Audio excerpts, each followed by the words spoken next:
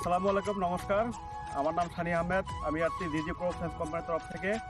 এখন আমি আছি গোয়ালপাড়া জেলার লক্ষ্মীপুর এরিয়ার ঠাকতলা একটি গ্রামে। তো আমার সঙ্গে দেখতে পাচ্ছেন একজন দাদা আছে, ইনি হলো ভুট্টা চাষ করছে আমাদের কোম্পানির, এই যে দাদা প্রসন্ন ভুট্টা। তো আমি বিস্তারিত এনার সঙ্গে শুনবো যে কিভাবে চাষ করছে, কীরকম হয়েছে। আমার নাম কি কাকা? এই জায়গাটার নাম কি? সর্ষাঘাটি। এই ভুট্টাটা কি আপনি আগে করছেন, এবার প্রথম করছেন? এবার প্রথম করছি। গাছগুলো কিরকম হয়েছে?